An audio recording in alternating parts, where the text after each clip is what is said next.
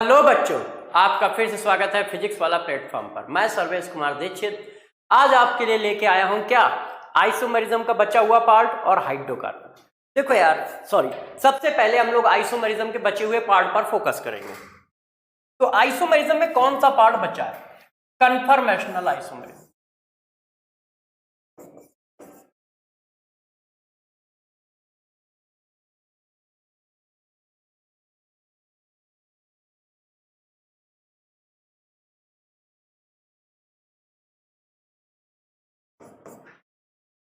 देखो, conformational isomerism क्या होती है और किस तरह से की जाती है, इस पर फोकस करते हैं। ठीक है कि कन्फर्मेशनल आइसोमेरिज्म क्या है। तो जरा देखो यार, इसमें करते क्या है। इसमें क्या होता है, आपको पास दो या दो से ज्यादा फिगर मिलते हैं, किसको? सिग्मा बॉन्ड को रोटेट करने की वजह से, है ना। 2 and more than 2 figure form in rotation of sigma bond. ये देखो, दो या दो से ज्यादा फिगर मिलेंगे किसके रोटेशन की वजह से? सिग्मा बॉन्ड के रोटेशन की वजह से। तब हम उसको कन्फर्मेशनल आइसोमेरिज्म बोलते हैं। क्या करोगे? दो या दो से ज्यादा फिगर मिलेंगे किसकी वजह से? सिग्मा बॉन्ड के रोटेशन की वजह से। यदि सिग्मा बॉन्ड के रोटेशन की वजह से कहीं दो या दो से ज्यादा फिगर मिल रहे हैं, तब हम उसका नाम रख देते हैं कन्फर्मेशनल आइसोमेरिज्म। उस फिनोमिना को क्या बोलते हैं? Conformational isomerism. ठीक है क्या? जब दो या दो से ज्यादा फिगर मेरे दोस्त किसकी वजह से मिले? सिंगल बॉन्ड के रोटेशन की वजह से। तो जब बच्चों कहीं सिंगल बॉन्ड के रोटेशन की वजह से दो या दो से ज्यादा फिगर मिलते हैं, तो हम बोलते हैं कि वो कन्फर्मेशनल आइसोमेरिज्म है। तो हम बोलते हैं कि वो क्या है? कन्फर्मेशनल आइसोमेरिज्म है। ठीक है, इस बात को समझ गए? कहानी को आगे बढ़ाएं यार। अच्छा, अब बताते हैं। अब हम बात करते हैं प्रोजेक्शन। प्रोजेक्शन क्या होता है, जरा देखो। यहां पे कुछ प्रोजेक्शन की जरूरत पड़ेगी। देखो, प्रोजेक्शन का मतलब क्या है? प्रोजेक्शन का मतलब होता है 3 डायमेंशनल फिगर को 2 डायमेंशनल में प्रोजेक्ट करने वाले मेथड। प्रोजेक्शन का मतलब क्या है? 3 डायमेंशनल फिगर को 2 डायमेंशनल प्लेन में रिप्रेजेंट करने वाले मेथड। तो प्रोजेक्शन क्या होता है? 3 डायमेंशनल फिगर को, ठीक है, 3 डायमेंशनल फिगर को क्या करता है? प्रोजेक्ट करता है। प्रोजेक्ट करता है 2 डायमेंशनल प्लेन में। प्रोजेक्शन क्या है? प्रोजेक्शन का मतलब होता है 3 डायमेंशनल फिगर को 2 डायमेंशनल प्लेन में प्रोजेक्ट करना। तो देखो यार, कई तरह के प्रोजेक्शन होते हैं, तो उनमें से हमें जो पढ़ रहे हैं वो देखो, एक होता है फ्लाईवेज प्रोजेक्शन,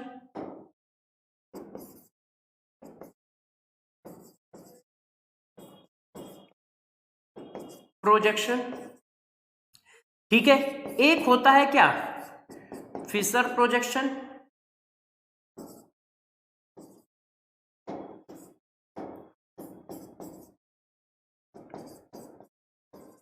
और एक मेरे दोस्त होता है न्यूमैन प्रोजेक्शन।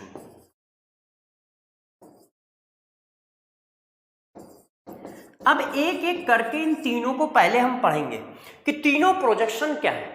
ठीक है, क्या 3 डायमेंशनल फिगर को 2 डायमेंशनल प्लेन में रिप्रेजेंट करने वाला मेथड प्रोजेक्शन बोला जाता है। 3 डायमेंशनल फिगर को 2 डायमेंशनल प्लेन में रिप्रेजेंट करने वाला मेथड प्रोजेक्शन बोला जाता है।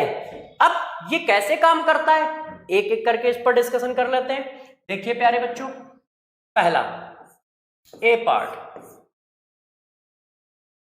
Fly veg projection.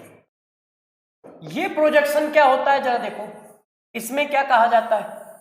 देखिए, इसका प्रोजेक्शन कैसे है। ठीक है, इनका क्या कहना है, जरा देखिए। जिस चीज को ये डॉटेड लाइन से रिप्रेजेंट कर देते हैं, ये क्या है? Dotted line. डॉटेड लाइन, जिसको ये डॉटेड लाइन से रिप्रेजेंट करते हैं, उसका मतलब होता है ये बिलो द प्लेन है। Below the plane. ठीक है, जिस चीज को ये डॉटेड लाइन से रिप्रेजेंट करेंगे वो बिलो द प्लेन होगी, और जिसको ये वेज लाइन से रिप्रेजेंट कर देंगे ऐसे, ऐसे, ये देखो, ठीक है।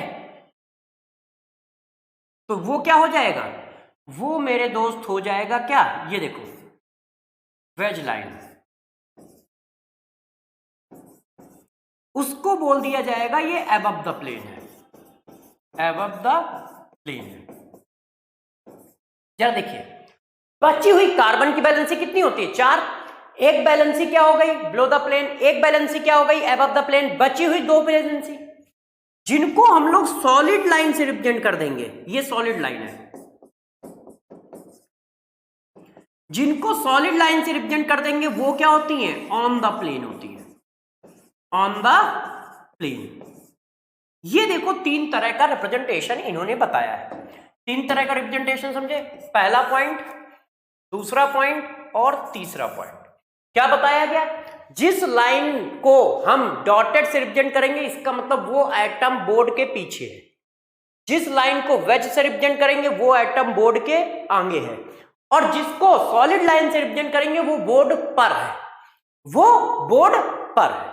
इसका मतलब ये हुआ, इनका कहना ये है कि किसी 3 डायमेंशनल फिगर को 2 डायमेंशन में रिप्रेजेंट करने का हमारे पास ये तरीका है, हमारे पास ये तरीका है। फॉर एग्जाम्पल, जैसे किसी ने पूछा कि यार इस फिगर को जरा आप देखो, जरा बच्चों, किसी ने जैसे पूछा कि इस फिगर को रिप्रेजेंट करके दिखाओ,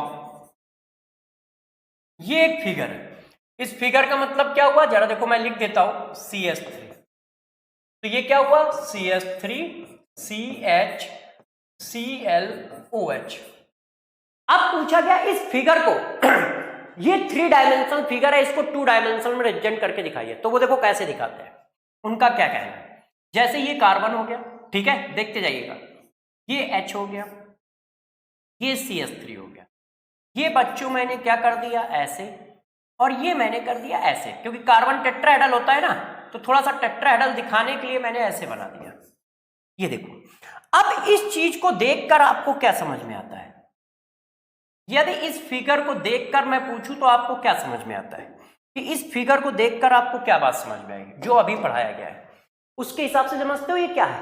उसके हिसाब से ये बताया जा रहा है कि कार्बन, हाइड्रोजन और CH3 इसी प्लेन पे है, कार्बन, हाइड्रोजन और CH3 ऑन द प्लेन है। जो येलो सर्किल है ये क्या है, ऑन द प्लेन। आप ये बता रहे हो कि कार्बन, हाइड्रोजन और CH3 ऑन द प्लेन है, क्योंकि ये क्या है, सॉलिड लाइन। सॉलिड लाइन कहां होती है, ऑन द प्लेन। फिर आप क्या बता रहे हो, फिर आपने Cl में क्या लगा रखा है, डॉटेड। डॉटेड लाइन का मतलब हुआ, तुम ये बता रहे हो Cl जो है इस प्लेन के पीछे है, इस बोर्ड के पीछे, और OH कैसा है, वेज में है। इसका मतलब तुम कह रहे हो OH बोर्ड के आगे है, मतलब OH कहीं यहां पर है, इधर, Cl इसी तरह से पीछे है और ये प्लेन पे है। तो तुमने एक 3 डायमेंशनल फिगर को 2 डायमेंशन में रिप्रेजेंट कर दिया, ये कहानी है। तो फ्लाईबैक प्रोजेक्शन इस तरह से बातों को रिप्रेजेंट करता है। फ्लाईबैक प्रोजेक्शन क्या होता है, इस तरह से चीज को रिप्रेजेंट करता है। ठीक है, बात समझ गए। सॉलिड लाइन का मतलब on the plane, wedge line का मतलब अबव द प्लेन, और डॉटेड लाइन का मतलब बिलो द प्लेन। इसका मतलब Cl बोर्ड के पीछे है, OH बोर्ड के आगे है, कार्बन, H और CH3 बोर्ड पर है, कार्बन, H और CH3 बोर्ड पर है। इसके बाद जरा देखो, इसके बाद इन्होंने इस बात को और कैसे रिप्रेजेंट किया, मतलब दूसरा प्रोजेक्शन क्या है। अब दूसरा प्रोजेक्शन पर आते हैं, न्यूमैन प्रोजेक्शन। ठीक है, कि न्यूमैन प्रोजेक्शन क्या होता है। देखो मेरे दोस्त, न्यूमैन प्रोजेक्शन पर यदि हम प्यारे बच्चों बात करें तो किस तरह से करोगे, कि न्यूमैन प्रोजेक्शन किस तरह से काम करता है, तो गौर से समझिएगा। न्यूमैन प्रोजेक्शन में क्या माना जाता है, ठीक है, न्यूमैन प्रोजेक्शन में यह माना जाता है कि जो हमारा कार्बन है, कार्बन, उसको क्या करते हैं, वो एक सर्किल से रिप्रेजेंट करते हैं ऐसे, ठीक है, या फिर किससे रिप्रेजेंट करते हैं, और किससे रिप्रेजेंट करते हैं, और रिप्रेजेंट करते हैं डॉट से। एक साथ 2 कार्बन रिप्रेजेंट किए जाते हैं, एक कार्बन सर्किल से, एक कार्बन डॉट से, पहला पॉइंट, ठीक है। और valency of carbon, valency of carbon को रिप्रेजेंट करते हैं 120 एंगल पे, इस तरह से वैलेंसी ऑफ कार्बन को रिप्रेजेंट किया जाता है 120 एंगल पे, ये एक दूसरे से 120 एंगल पे, ये देखो ऐसे। एक बैलेंसी ये है, गौर समझिएगा, एक बैलेंसी ये है, एक बैलेंसी दोस्त ये है, और एक बैलेंसी दोस्त ये है। तो वैलेंसी ऑफ कार्बन क्या होती है, 120 एंगल पर रिप्रेजेंट की जाती है, और 120 एंगल क्या होता है, प्लेनर एंगल होता है। तो ये तीनों वैलेंसी प्लेन पे है। बच्चों ने कहा सर बैलेंसी तो 4 होती है, और तुम कह रहे हो कि 3 बैलेंसी, चौथी कहां गई? चौथी कार्बन के बीच की होगी, चौथी कार्बन बीच की होगी। जैसे गौर समझिएगा, किसी ने लिखा ये CH3 CH3। अब देखो हम इसका न्यूमैन प्रोजेक्शन बना के दिखाते हैं। न्यूमैन प्रोजेक्शन में पहले तो 2 कार्बन सेलेक्ट किए जाते हैं, ऐसे अगल बगल के ही कार्बन हमेशा सेलेक्ट किए जाते हैं। एडजेसेंट कार्बन चाहिए अपने को, ये देखो उसमें से एक कार्बन को डॉट कहोगे, एक कार्बन को सर्किल कहोगे। जैसे इसका न्यूमैन प्रोजेक्शन बनाना है तो ये देखो मैंने बना दिया। इसको और अच्छा बनाना है तो आप कहो तो मैं और अच्छा बना सकता हूं। जैसे ये देखो ले लिया, ये देखो। अच्छा एक मिनट कलर ले लेता हूं। अब देखो बच्चों, ये देखो एक को क्या है सर्किल से रिप्रेजेंट किया जाएगा और दूसरे को किससे, डॉट से। ये देखो, ये देखो ये कार्बन है, एक कार्बन को सर्किल से, दूसरे कार्बन को डॉट से। अब चाहे जिसको सर्किल से कर लो चाहे जिसको डॉट से कर लो, कोई फर्क नहीं पड़ता। ये नंबर 1 कार्बन मैंने मान लिया और ये नंबर 2 कार्बन मान लिया, ठीक। अब क्या करो, अब बैलेंसी लगा दो। अब क्या करो, बैलेंसी बना दो। कितने कितने एंगल पे, 120 एंगल पे। तो देखो कार्बन कार्बन के बीच में बॉन्ड हो गया, इस कार्बन कार्बन के बीच में बॉन्ड है ना, तो उसके पास कितनी बैलेंसी बचती है, 3 ही तो बचती है। एक बैलेंसी तो कार्बन कार्बन के बीच में। एक मिनट रुको, देखो ये कार्बन हमने दिखाया है, इस वाले कार्बन को डॉट बना दिया और ये सर्किल है, तो एक बैलेंसी इनके बीच में भी तो है। ऐसे इसको ऐसे खिसकाओ तो देखो बैलेंसी दिखेगी, एक के ऊपर एक है तो बैलेंसी नहीं दिख रही है, ये देखो, ठीक है। तो ये क्या है, एक बैलेंसी तो कार्बन कार्बन के बीच में है, तो बची हुई 3 बैलेंसी कैसे रिप्रेजेंट करोगे, 120 एंगल पे, इस तरह से। देखो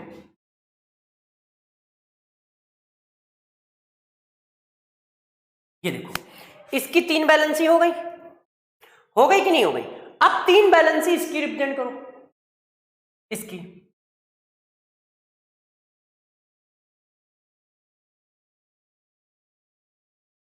एक, 2,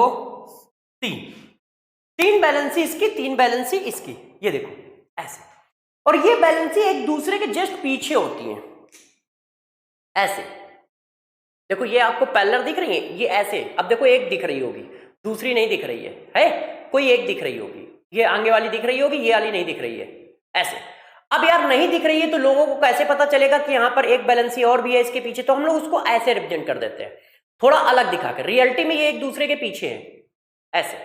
देखो ये देखो, ठीक है, ये देखो आगे वाली उंगली दिख रही है, पीछे वाली नहीं दिख रही है, और जबकि रियलिटी में ये इसके पीछे है। वैसे ही बॉन्ड है, ये दोनों बॉन्ड एक दूसरे के पीछे हैं ऐसे, मगर हमें दिखेंगे कैसे, इसलिए हम इनको थोड़ा सा आगे पीछे लिख देते हैं, ऐसे लिख देते हैं। और रियलिटी में ये ऐसे नहीं है, रियलिटी में ये एक दूसरे के पीछे है, ऐसे, ठीक है। तो ये देखो इस तरह से हम रिप्रेजेंट करते हैं। जो ये वाला फिगर होता है जब बैलेंसियां एक दूसरे के पीछे होती हैं, जो फिगर होता है उसका नाम रखा जाता है मेरे दोस्त एक्लिप्स्ड फिगर।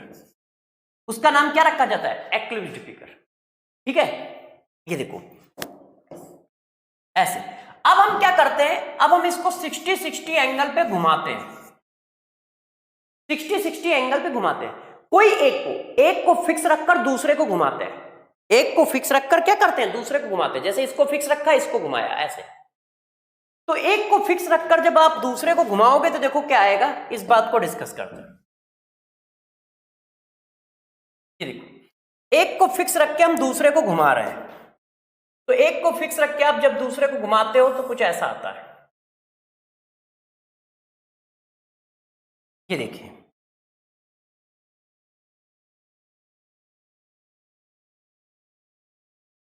ऐसे। और इस चीज को मैंने इस तरह से कर दिया,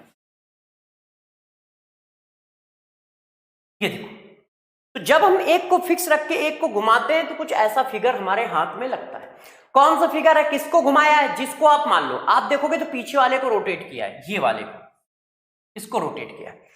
तो दो बैलेंसी के बीच में जो एंगल आता है उसको थीटा बोलते हैं, और इस थीटा को ही बोला जाता है dihedral angle, dihedral angle. Angle ये क्या होता है, एंगल बिटवीन टू वैलेंसी, दो बैलेंसी के बीच का एंगल होता है। यहां पर ये एंगल कितना है, 0 है, क्योंकि वो एक दूसरे के पीछे हैं, और वहां पर वो थीटा है, और वो थीटा की वैल्यू कितनी आएगी, 60। क्यों, क्योंकि आपने 60 एंगल ही तो घुमाया है ऐसे। तो एक फिगर ये, एक फिगर ये। अब इसी तरह से हम 60-60 एंगल के रोटेशन करते हैं। तो देखो न्यूमैन प्रोजेक्शन में क्या किया जाता है, न्यूमैन प्रोजेक्शन में हम एक कार्बन को सर्किल से, एक कार्बन को डॉट से रिप्रेजेंट करते हैं। बची हुई तीनों बैलेंसी को 120 एंगल पर रिप्रेजेंट करते हैं। अब जैसे मान लो न्यूमैन प्रोजेक्शन दिखाना हो तो हम इसका दिखा सकते हैं। इसकी तीन बैलेंसी कौन है, हाइड्रोजन। इसकी तीन बैलेंसी कौन है, हाइड्रोजन। इसकी तीन बैलेंसी कौन है, हाइड्रोजन। और इसकी भी तीन बैलेंसी कौन है दोस्त, हाइड्रोजन। ये फिगर हुआ 1 और ये फिगर हुआ 2। क्या दोनों फिगर सेम है, नहीं। यहां पर एंगल कितना है, 0 है, और यहां पर एंगल दो बैलेंसी के बीच में 60 है। तो स्टेबिलिटी किससे चेक करते हैं, तो गौर समझिएगा, stability of figure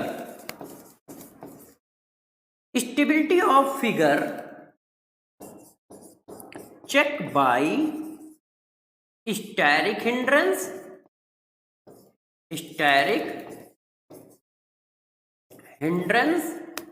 and hydrogen bonding. यदि किसी बार फिगर की स्टेबिलिटी की बात करेगा कि यार उनकी स्टेबिलिटी कैसे चेक की जाए, तो ध्यान रखना, या तो हम स्टेरिक हिंड्रेंस से चेक करेंगे या फिर हम किससे चेक करेंगे, हाइड्रोजन बॉन्डिंग से। यदि कहीं हाइड्रोजन बॉन्डिंग होगी तो हाइड्रोजन बॉन्डिंग के बेसिस पे करेंगे, और नहीं तो हम स्टेरिक हिंड्रेंस से करेंगे। तो जरा देखो, मैंने आपको क्या पढ़ाया कि न्यूमैन प्रोजेक्शन में दोनों कार्बन को, एक को सर्किल को से और एक से डॉट से रिप्रेजेंट करते हैं। बची हुई बैलेंसी को 120 एंगल पर अरेंज करते हैं इस तरह से। देखो, ये वाली बैलेंसी इस कार्बन से अटैच है, ये वाली बैलेंसी डॉट वाले कार्बन से अटैच है, और इस तरह से 60-60 एंगल को हम घुमाते हैं। इस तरह से 60-60 एंगल को हम घुमाते हैं। अब बता सकते हो स्टेबिलिटी कैसे चेक करनी है, स्टेरिक हिंड्रेंस से। हाइड्रोकार्बन में हाइड्रोजन बॉन्डिंग तो होगी नहीं, क्यों, कार्बन और हाइड्रोजन के बीच में कौन सी हाइड्रोजन बॉन्डिंग नहीं होती है। तो फिर इनकी स्टेबिलिटी कैसे चेक करोगे, स्टेरिक हिंड्रेंस से। यदि आप स्टेरिक हिंड्रेंस से स्टेबिलिटी चेक करते हो मेरे दोस्त, तो जरा बता सकते हो कि ज्यादा स्टेरिक हिंड्रेंस कहां पे है। ये देखो, इसके पास क्या है, हाइड्रोजन, ऐसे। इसके भी पास क्या है, हाइड्रोजन, इसका हाइड्रोजन बनाना भूल गए। ये देखो, इसके भी पास क्या है, हाइड्रोजन, ऐसे। तो यहां तो इन दोनों के बीच में रिपल्सन होगा, और वहां रिपल्सन कहां होगा, कम होगा, क्योंकि हाइड्रोजन ये है और हाइड्रोजन ये है। तो यहां पे क्या आएगा, सेम के बीच में लो रिपल्सन आएगा, और यहां पे क्या होगा, हाई रिपल्सन होगा। हाइड्रोजन के बीच में क्या होगा, हाई रिपल्सन होगा, और वहां पे लो रिपल्सन होगा। क्यों, क्योंकि हाइड्रोजन के बीच में 60 एंगल है, और यहां हाइड्रोजन के बीच में 0 एंगल है, वो एक दूसरे के पीछे हैं। एक दूसरे के पीछे होने की वजह से क्या है, रिपल्सन ज्यादा होगा, और वहां पर एक दूसरे के अपोजिट है, तो रिपल्सन कम होगा। तो जरा बताओ, ज्यादा स्टेबल फिगर कौन है। तो स्टेबल फिगर की बात आए तो आप सभी बच्चे बता सकते हो कि स्टेबिलिटी जो है वो सेकंड फिगर की ज्यादा है फर्स्ट फिगर की। सेकंड फिगर की स्टेबिलिटी ज्यादा है फर्स्ट फिगर से। और कितने फिगर पॉसिबल है, दो ही फिगर पॉसिबल है। एक 60 और घुमा दोगे तो ये आ जाएगा, फिर एक 60 घुमा दोगे तो ये आ जाएगा। इस फिगर को क्या कहते हैं, इस फिगर को कहते हैं स्टैगर्ड फिगर। Staggered figure. इस फिगर को क्या कहते हैं, एक्लिप्स्ड फिगर कहते हैं, ठीक है ना। एक एक्लिप्स्ड फिगर,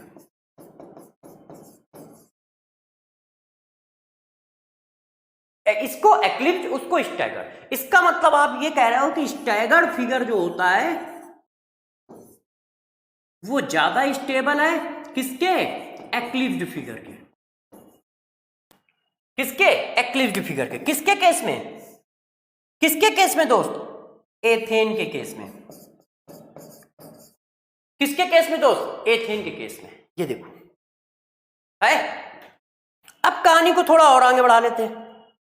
अब अगले मॉलिक्यूल पे चलते हैं। हम बनाते हैं प्रोपेन का न्यूमैन प्रोजेक्शन।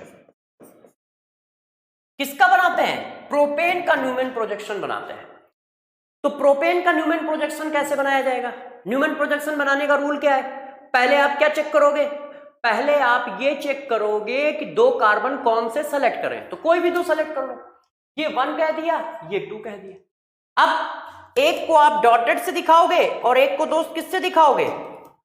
एक को आप डॉटेड से दिखाओगे, एक को दिखाओगे सर्किल से। तो देखो मैंने क्या किया, ये देखो एक को सर्किल से दिखा दिया और एक को डॉटेड दिखा दिया। एक मिनट, ये देखो यहां रुक गया। और एक को मैंने क्या किया? डॉटेड दिखा दिया ऐसे। ये देखो ठीक है कि नहीं? एक को सर्किल के, एक को डॉटेड से। अब क्या करोगे? बैलेंसी। बैलेंसी दिखाओ। कितनी बैलेंसी? 3 3। देखो बैलेंसी दिखा दी। एक मिनट, एक बैलेंसी, 2 बैलेंसी, 3 बैलेंसी, 3 बैलेंसी। ये देखो बैलेंसी दिखा दी। ठीक है। अब दूसरे वाले कार्बन की बैलेंसी दिखाओ। तो ये देखो एक बैलेंसी, थोड़ा सा दूर कर देता हूं। एक बैलेंसी, 2 बैलेंसी और 3 बैलेंसी। ये देखो ठीक है ना? इसको थोड़ा सा फिर से बना देता हूं।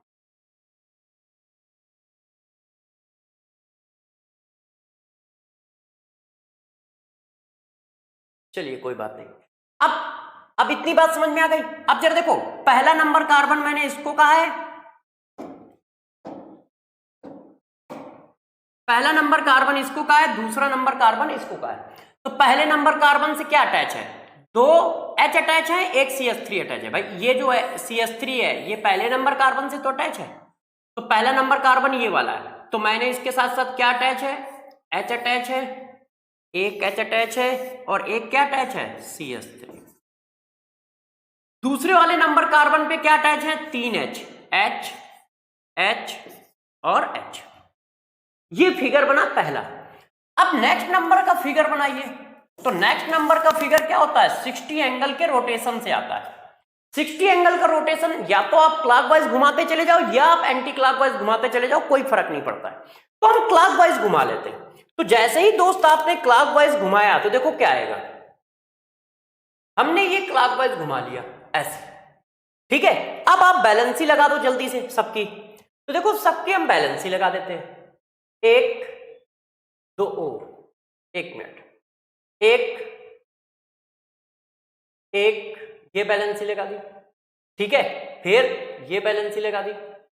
इसको लगाने में दिक्कत है, जल्दी कर देता हूं मैं, पेन से जल्दी हो जाएगा। देखो एक बैलेंसी मैंने ये लगाई, एक ये लगाई, एक ये लगाई और ये हमारा सर्किल है।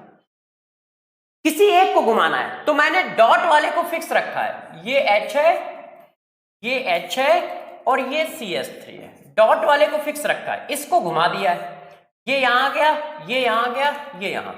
तो यहां पे क्या हो गया? H। यहां पर भी क्या हो गया? H। यहां पर भी क्या हो गया? H। है कि नहीं दोस्त? अब फिर घुमाओ 60 एंगल। 60 60 के रोटेशन करना है और 60 60 के रोटेशन करोगे तो कितने रोटेशन आएंगे? 6। पूरा सर्किल घुमाओगे ना। एक बार और घुमा दो। तो जरा देखो यार दोस्त, एक बार और घुमा देते हैं। एक बार और घुमा दिया है ना, थोड़ा छोटा कर लेते हैं। अब एक बार और घुमा दिया। अब जरा यहां पर भी रख लो। ये हमारा डॉटेड हो गया, ये एक लाइन, एक लाइन ये, एक लाइन ये। सही है कि नहीं? अब जब ये घूम जाएगा तो ये ऐसे आ जाएगा। फिर आगे पीछे आ गए। पहले तो फिक्स वाले बना लो, H H H। एक को फिक्स रखते हुए दूसरे को घुमाना है चक्के की तरह। अब ये एच यहां आ जाएगा, ये एच यहां आ जाएगा, ये एच यहां आ जाएगा, तो ये एच आ गया, ये एच आ गया, ये एच आ गया, ऐसे। अब ये फिगर और ये फिगर देखो एक जैसा फिगर है, देख लो है, तो लगभग एक जैसे फिगर बनते रहेंगे। अब मेरे पास डिफरेंट फिगर कितने आए, एक फिगर ये डिफरेंट आया है, एक फिगर ये डिफरेंट आया है, बाकी अब सिमिलर फिगर ही बनेंगे। इसको क्या नाम दोगे, इसको हम नाम देंगे एक्लिप्स्ड। जब एक दूसरे के पीछे होते हैं तो एक्लिप्स्ड बोला जाता है। और इसको क्या नाम दोगे, स्टैगर्ड। अब बताओ ज्यादा स्टेबल कौन है, तो मेरे दोस्त हम स्टेबिलिटी किससे चेक करते हैं, हम स्टेबिलिटी चेक करते हैं स्टेरिक हिंड्रेंस से। तो ये एक दूसरे के पीछे हैं, जब ये एक दूसरे के पीछे हैं, ये एक दूसरे के जस्ट पीछे हैं, तो एक दूसरे के पीछे होने पर यहां पे हाई रिपल्सन आएगा ना,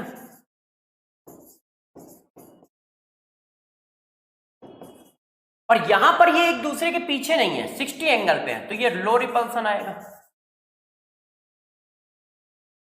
क्योंकि इन दोनों के बीच में कितना एंगल है, 60 एंगल है। तो इसका मतलब क्या हुआ, इसका मतलब हुआ यदि हम स्टेबिलिटी की बात करते हैं तो 2 की स्टेबिलिटी 1 से ज्यादा है। इसका मतलब तुम ये कहना चाह रहे हो कि स्टैगर्ड फिगर जो होता है वो ज्यादा स्टेबल है किससे, एक्लिप्स्ड फिगर से। इसका मतलब तुम ये कहना चाह रहे हो कि स्टैगर्ड फिगर ज्यादा स्टेबल है किससे, एक्लिप्स्ड फिगर से, है कि नहीं। किसी बच्चे ने कहा नहीं यार सर हम ब्यूटेन का भी बनाना चाहते हैं, तो मैंने कहा ब्यूटेन का बना लो। तो जरा देखो अब हम प्यारे बच्चों ब्यूटेन का डिस्कस कर रहे हैं। एग्जाम्पल ब्यूटेन,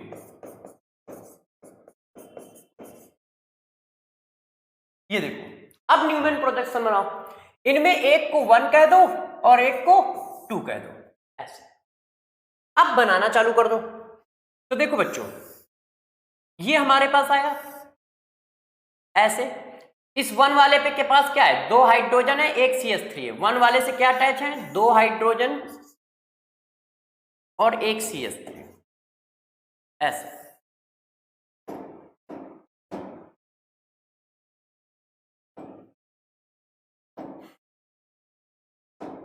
ये देखो बच्चों 2 हाइड्रोजन एक CH3 अटैच है। अब 2 वाले से क्या अटैच है, 2 हाइड्रोजन, ये देखो, और एक CH3। किसी ने कहा सर हम इसको इसके पीछे न रखते उसके पीछे रख देते, तो चाहे जहां रखो, पहला फिगर आपकी जिम्मेदारी है, चाहे जैसा बनाओ, बस रूल के हिसाब से बना होना चाहिए कि कौन किससे अटैच है, वो सही अटैच होना चाहिए। पहले वाले में 2 हाइड्रोजन एक CH3 तो चाहे जैसे लगा दो, दूसरे वाले में भी 2 हाइड्रोजन एक CH3 चाहे जैसे लगा दो। अब 60-60 एंगल का रोटेशन करो। रोटेशन भी आपके हाथ में है, चाहे क्लॉकवाइज करिए चाहे एंटी क्लॉकवाइज, बस मगर घुमाते रहना पूरा है, क्लॉकवाइज पूरा एक चक्कर या एंटी क्लॉकवाइज पूरा एक चक्कर। अब हम किसको घुमा रहे हैं, सर्किल वाले को हम घुमा रहे हैं, ठीक है। डॉट वाले को हमने फिक्स रखा है, तो जब डॉट वाले को हमने फिक्स रखा है तो डॉट वाले के साथ मैंने ये किया, देखो डॉट वाले को मैंने फिक्स रखा है, तो डॉट वाले के पास क्या है, CH3 है। सर्किल को आपने घुमा दिया तो H यहां आ गया, CH3 यहां आ गया और H यहां आ गया। बच्चों ने कहा सर एक बार और 60 एंगल घुमा दो, तो मैंने कहा एक बार और घुमा देते हैं, एक बार और 60 एंगल घुमा दिया। डॉट वाले को हम लोगों ने कांस्टेंट रखा है और हम लोग क्या कर रहे हैं दोस्त, सर्किल वाले को घुमा रहे हैं। किसको घुमा रहे हो आप, सर्किल वाले को। अब ये फिर 60 एंगल घूम गया, तो क्या होगा, H इसके पीछे आ जाएगा, CH3 इसके पीछे आ जाएगा और H इसके पीछे आ जाएगा, है कि नहीं भाई। ये 60 एंगल घूम के यहां, ये यहां पर और ये यहां इसके पीछे आ गया, फिर 60 एंगल घुमा दिया हम लोगों ने, तो 60 एंगल हमने फिर घुमा दिया है। जब आप फिर से 60 एंगल घुमाओगे तो देखो क्या आ जाएगा, इसको थोड़ा सा बड़ा कर देता हूं, देखो हमने फिर से 60 एंगल घुमा दिया। तो जब आपने फिर से 60 एंगल घुमाया तो डॉट वाले को तो हमने फिक्स कर रखा है, उसका अरेंजमेंट देखो शुरुआत से सेम चल रहा है, ये देखो डॉट वाले का शुरुआत से सेम चल रहा है। अब इसको फिर 60 एंगल घुमाओगे तो हाइड्रोजन यहां आ जाएगा,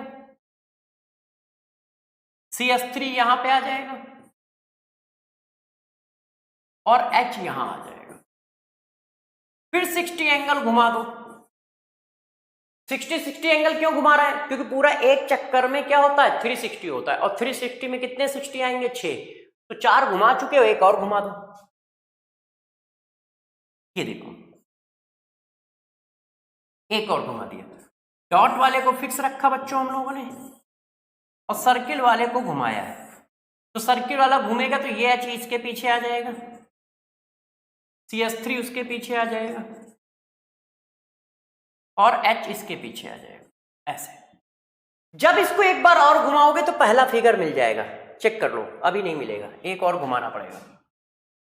एक और घुमा दो। तो जब एक बार और घुमा दिया मेरे दोस्त तो ये ऐसे आ गया।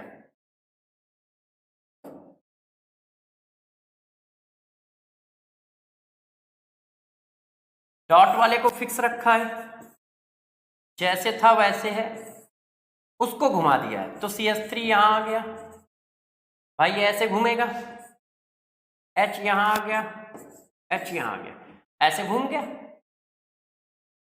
क्लॉकवाइज घूम रहा है। अब जब इसको घुमाओगे तो पहला वाला फिगर आ जाएगा। तो अब हम इन फिगर के नॉमेनक्लेचर कर देते हैं। First figure, second figure, third figure, fourth figure, fifth figure और सिक्स्थ फिगर, ऐसे।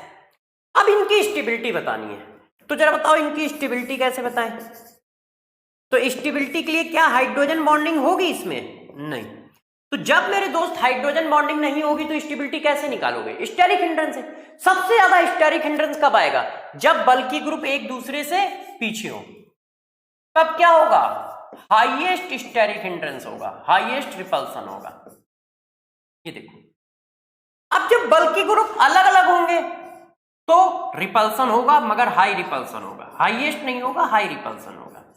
क्योंकि बल्कि ग्रुप के बीच में एंगल कितना है? 60 एंगल है, और यहां एंगल कितना था? 0। अब चेक करो, बल्कि ग्रुप जस्ट अपोजिट है तो सबसे ज्यादा स्टेबल तो यही होगा, क्योंकि बल्कि ग्रुप जस्ट अपोजिट है। जब बल्कि ग्रुप जस्ट अपोजिट होते हैं उसको बोलते हैं स्टैगर्ड फिगर। उसको क्या बोलते हैं? Staggered figure. और जब एक दूसरे के पीछे होते हैं तो इक्लिप्स्ड फिगर। ये सारे फिगर इक्लिप्स्ड हैं, इक्लिप्स्ड। अब जब बल्कि ग्रुप अगल बगल होते हैं, जैसे ये फिगर और ये फिगर, सॉरी ये फिगर और ये फिगर, चेक करो ये फिगर और ये फिगर, इनको क्या बोलते हैं? इनको बोलते हैं स्क्यू फिगर, स्क्यू या गॉके।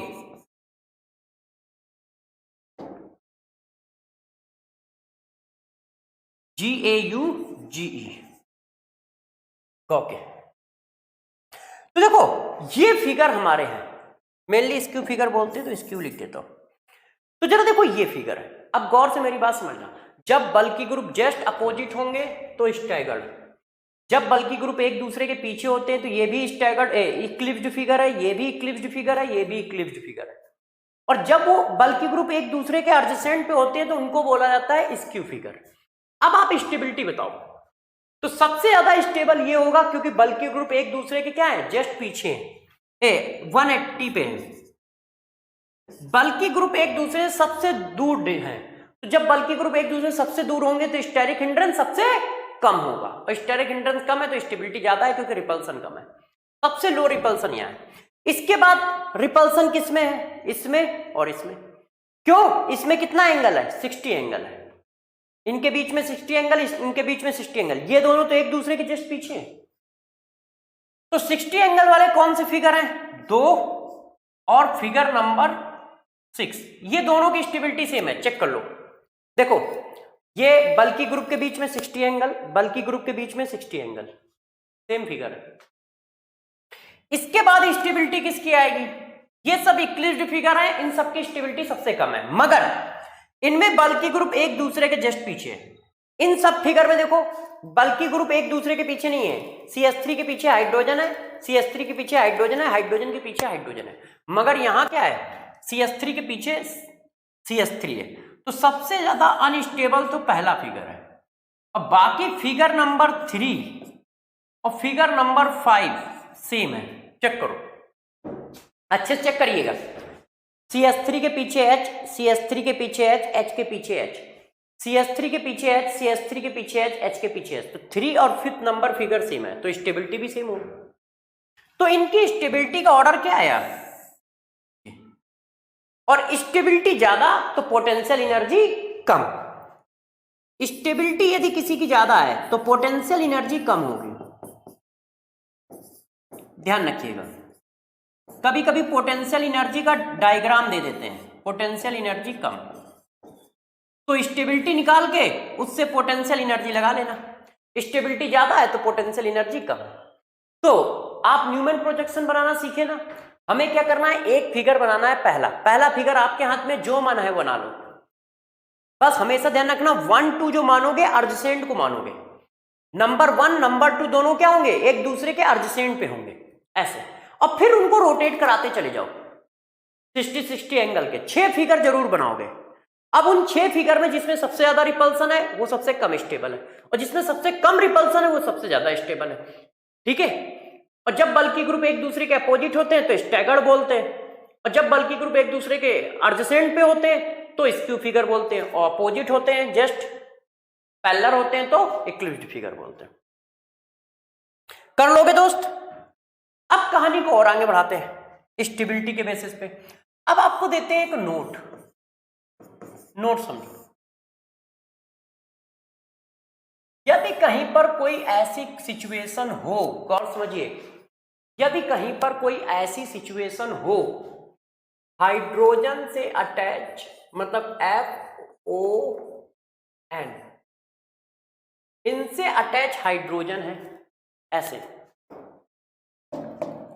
और यहां पर भी FON आ जाए, तो ये इस तरह की हाइड्रोजन बॉन्डिंग कर लेते हैं। तो ये क्या कर लेते हैं, इस तरह की हाइड्रोजन बॉन्डिंग कर लेते हैं, इस तरह की ऐसे, और हाइड्रोजन बॉन्डिंग की वजह से ये फिगर बहुत स्टेबल हो जाता है। ये देखो ऐसे। तब क्या होता है, स्क्यू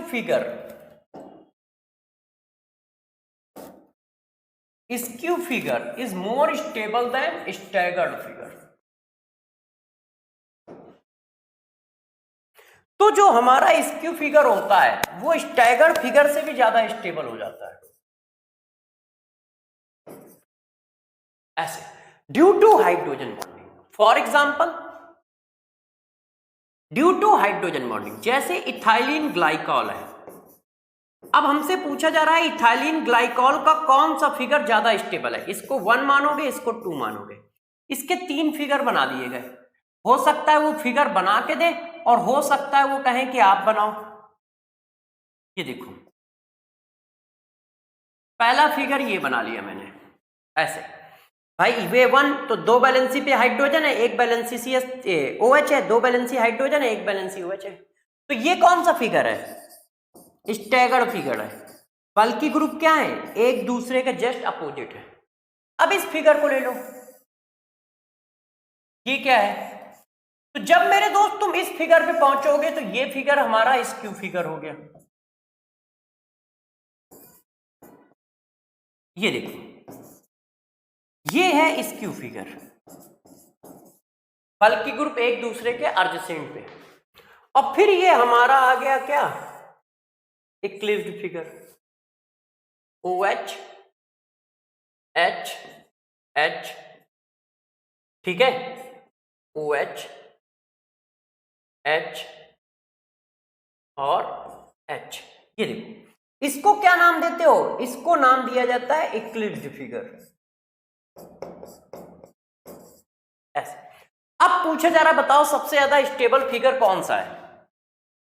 यदि वो पूछते हैं कि स्टेबिलिटी का ऑर्डर लगाओ इथाइलिन ग्लाइकॉल में, तो हम किसकी बताएंगे, हम बताएंगे सबसे पहले स्क्यू, फिर बताएंगे स्टैगर्ड,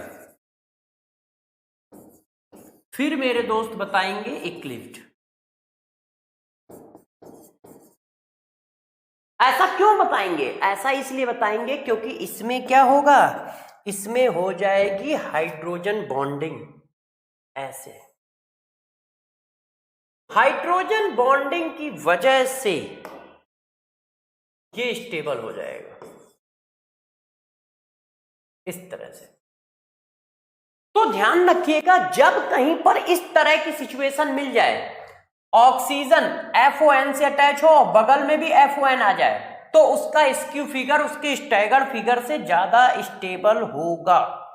तो उसका स्क्यू फिगर उसके स्टैगर्ड फिगर से ज्यादा स्टेबल होगा, इस बात को ध्यान रखें। कब? जब FON से अटैच हाइड्रोजन हो और उसके बगल में FON आ जाए। FON से अटैच हाइड्रोजन हो और उसके बगल में भी FON आ जाए। FON से अटैच हाइड्रोजन है और यदि उसके बगल में भी FON आ गया तो ध्यान रखिएगा उसकी स्टेबिलिटी सबसे ज्यादा होगी। ठीक है, नेक्स्ट बात कर लेते हैं। अब जरा देखो यार प्यारे बच्चों, और अब क्या करते हैं, अब हम बात करते हैं बेयर स्ट्रेन थ्योरी। ये क्या होती है? ये एंगल स्ट्रेन पर बेस्ड है। एंगल स्ट्रेन कैसे? जैसे ये देखो यार, ये बना है साइक्लो प्रोपेन, साइक्लोब्यूटेन, साइक्लो, ये देखो, यदि इन सबको प्लेनर सपोज किया जाए, उन्होंने ये सपोज किया था कि ये सब प्लेनर मॉलिक्यूल है, सपोज किया था ये कैसे हैं, प्लेनर मॉलिक्यूल है, और यदि ये प्लेनर है तो ये एंगल कितना होगा 60, ये एंगल कितना होगा 90, ये एंगल कितना होगा 108, है कि नहीं, और ये एंगल कितना होगा 120। तो उनके हिसाब से एंगल स्ट्रेन कितना था, एंगल स्ट्रेन उनके हिसाब से एंगल स्ट्रेन कितना था, क्योंकि ये सब क्या है sp3 कार्बन है, और यदि ये sp3 कार्बन है तो इनका एंगल 109.5 होना चाहिए ना। तो उन्होंने कहा 1/2 109.5 माइनस डी। डी क्या है, डी डाइहेड्रल एंगल है, ये इसको इन्होंने डी कहा है। तो अब वैल्यू डाल के देख लो, साइक्लोप्रोपेन में कितना आएगा, यहां पे वैल्यू डालो, तो 109.5 माइनस 60। तो बच्चों जब 109.5 माइनस 60 करोगे तो यार बताओ कोई बच्चा कितना आएगा, 49.5 डिवाइडेड बाई 2। तो यार ये कितना आया 24 है कि नहीं 75। तो इनका कहना है कि इसका एंगल होना चाहिए था कितना 109, मगर तुमने जबरदस्ती दबा के कितना कर दिया है, दबा के कितना कर दिया है 60 कर दिया है। तो ये अनस्टेबल है, ये अनस्टेबल है क्योंकि इसके पास एंगल का स्ट्रेन है, एंगल इतना होना चाहिए था मगर तुमने दबा के उसको ऐसे कर दिया है, तो एंगल में स्ट्रेन आ गया है। तो ये कोशिश कर रहा है कि हम उसी एंगल पे पहुंचे, और एंगल स्ट्रेन ज्यादा होता है तो स्टेबिलिटी कम होती है।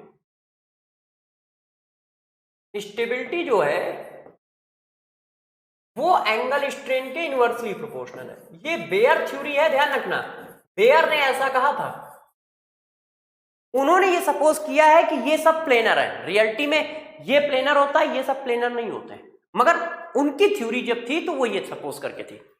अब इसका एंगल स्ट्रेन निकालो, तो यदि हम बच्चों इसका एंगल स्ट्रेन निकालें तो कितना आएगा, इसका एंगल स्ट्रेन आएगा 1/2 109.5 108। तो ये क्या आ गया 1/2 1.5, डिवाइड कर दो, तो डिवाइड कर दोगे तो 0.75 ऐसे। तो इनके हिसाब से ये बात चलती है, इस तरह से बातें होती हैं। तो एंगल स्ट्रेन कभी कभी निकालना पूछा जा सकता है, इसलिए आपको एंगल स्ट्रेन निकालना मैंने सिखा दिया, ठीक है। इस बात को भी आप अच्छे से ध्यान रखोगे, ठीक। अब लास्ट एंड फाइनल, और स्टीरियो आइसोमरिज्म हमारी खत्म हो जाएगी। तो लास्ट एंड फाइनल क्या है, stereo isomers, stereo isomers, stereo isomers calculation. यदि कहीं स्टीरियो आइसोमर कैलकुलेट करने को पूछे जाएंगे तो कैसे कैलकुलेट करोगे? तो जरा देखो केस नंबर 1, ये देखो सबसे पहले केस नंबर 1। केस नंबर 1 में क्या है? इफ टर्मिनल कायरल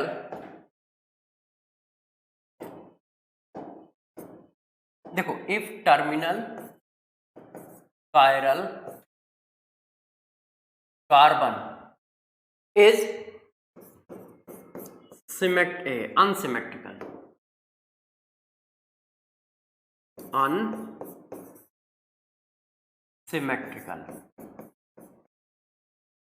यदि कहीं पर टर्मिनल कायरल कार्बन अनसिमेट्रिकल है तो उसके ऑप्टिकल आइसोमर कितने होंगे? जैसे ये देखो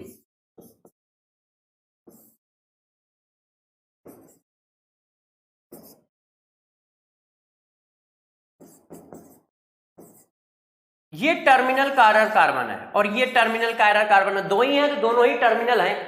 ये क्या सेम है? इसके पास CH3 है, इसके पास क्या है CH2S, तो सेम तो नहीं है।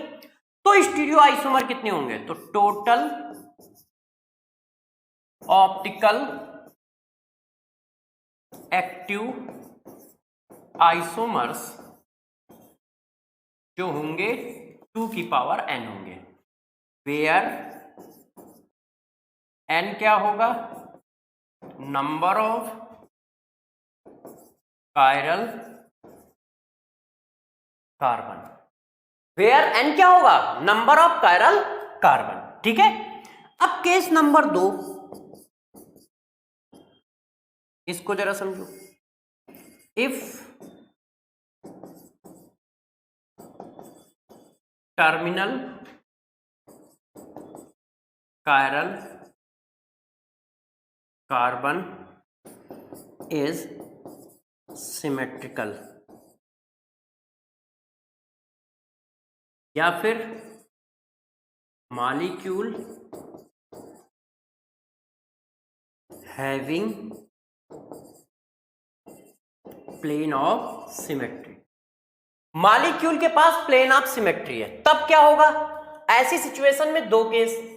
पहला n इक्वल टू इवन, यदि n इवन है, number of chiral carbon even है, तो ऑप्टिकल आइसोमर कितने होंगे दोस्त?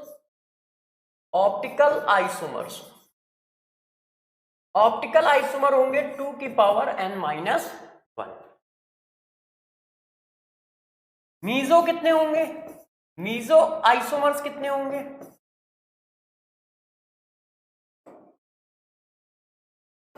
मीजो आइसोमर्स बेटा होंगे 2 की पावर n बाई 2 माइनस 1, 2 की power n by 2 minus 1। Total isomer कितने हो गए? टोटल स्टीरियो आइसोमर तो जोड़ दो, 2 की पावर n माइनस 1, 2 की पावर n बाई 2 माइनस 1। ये इनएक्टिव होते हैं, मीजो जो होते हैं वो इनएक्टिव होते हैं, इनमें प्लेन ऑफ सिमेट्री रहती है, तो प्लेन ऑफ सिमेट्री रहने की वजह से ये इनएक्टिव होते हैं। इतनी बात हो गई। बी पार्ट, यदि नंबर ऑफ कायरल कार्बन क्या हो? ऑड हो, तो जब number of chiral carbon odd होंगे तो ऑप्टिकल आइसोमर कितने होंगे? तो देखो बच्चों, ऑप्टिकल आइसोमर तब कितने होते हैं? कब ऑप्टिकल आइसोमर होते हैं? 2 की पावर n माइनस 1 माइनस 2 की पावर n माइनस 1 बाई 2 ऐसे। और मीजो कितने होते हैं? मीजो आइसोमर जो होते हैं वो होते हैं 2 की पावर n माइनस 1 बाई 2। तो टोटल आइसोमर कितने हो गए? टोटल आइसोमर्स जो हो गए दोनों का सम, जब दोनों को जोड़ेंगे तो आंसर आ जाएगा 2 की पावर n माइनस 1, क्योंकि ये माइनस है ये प्लस होगा तो कट जाएगा। तो ये देखो, यदि कहीं ऑप्टिकल आइसोमर पूछ लिए जाएं कि टोटल ऑप्टिकल आइसोमर कितने हैं, टोटल मीजो कितने हैं, टोटल आइसोमर कितने हैं, तो इस फार्मूले से तुम निकाल सकते हो। तो क्या कर सकते हो, इस फार्मूले से तुम निकाल सकते हो। ठीक है, इस तरह से एक एग्जांपल करके दिखा देता हूं। जैसे ये देखो, ग्लूकोज है। अब मैंने कहा यार इसके बताओ कितने स्टीरियो आइसोमर है टोटल, ये ग्लूकोज का फिगर है। तो सबसे पहले कायरल कार्बन कितने हैं, 1 2 3 4, ये 4 कार्बन कायरल है। तो n की वैल्यू है कितनी, 4। 4 का मतलब क्या है, इवन है कि नहीं, इवन है। तो क्या होगा, ऑप्टिकल आइसोमर कितने होंगे, जो एक्टिव होंगे, ऑप्टिकल एक्टिव आइसोमर कितने होंगे, 2 की पावर n माइनस 1 मतलब 2 की पावर 4 माइनस 1 मतलब 2 की पावर 3 मतलब 8। मीजो कितने बनेंगे, गलत हो गया ना, किसी बच्चे ने समझ पाए, गलती कहां है, कोई बच्चा अच्छा बता सकता है, 1 मिनट में रोक लेता हूं। बताइए, मैं ये बता रहा हूं कि ये लाइन गलत लिखी है, बताओ कहां गलत लिखी है, पकड़ सकते हो कहां गलत है। देखो यार जरा बताना, ये मॉलिक्यूल सिमेट्रिकल है कि अनसिमेट्रिकल, अनसिमेट्रिकल है। यहां पे क्या है, CHO है, और यहां पे क्या है, ये। तो टर्मिनल कार्बन सेम कहां है, तो जब अनसिमेट्रिकल है तो फार्मूला ये लगेगा ना यार, 2 की पावर n, और n क्या है, 4, आंसर क्या आएगा, 16। वो तो जब सिमेट्रिकल होगा तब लगेगा, यहां तो सिमेट्रिकल ही नहीं है, वो तो ऐसे केसों में लग सकता है जब ऐसा हो। ये देखो,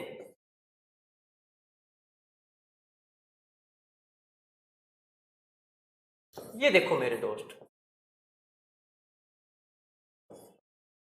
अब चेक करो, अब बताओ कायरल कार्बन, तो ये कायरल कार्बन है, ये कायरल कार्बन है, ये कायरल कार्बन। अब ये सिमेट्रिकल है, इस कायरल कार्बन के पास क्या है, CH2H, और इस कायरल कार्बन के पास भी क्या है, CH2H। अब आपको देखना है n इक्वल टू कितना, तो n इक्वल टू 3 मतलब ऑड, ऑड है तो एक्टिव आइसोमर कितने होंगे, एक्टिव आइसोमर्स, तो ऑप्टिकल एक्टिव आइसोमर कितने होंगे, 2 की पावर n माइनस 1 माइनस 2 की power n minus 1 by 2, whole का 2 है, क्यों, n इक्वल टू ऑड है। अब n इक्वल टू ऑड है तो वैल्यू डाल दो,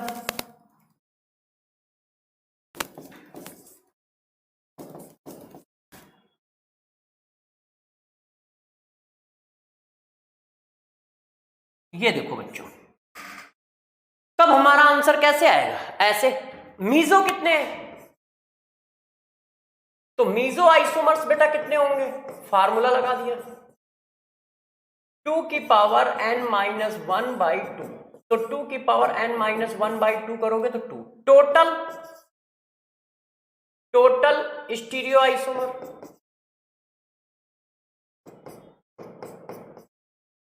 तो जब बच्चों आप टोटल स्टीरियो आइसोमर की बात कर रहे हो तो दोनों को जोड़ दो, तो जब तुम दोनों को जोड़ दोगे तो 2 + 2 4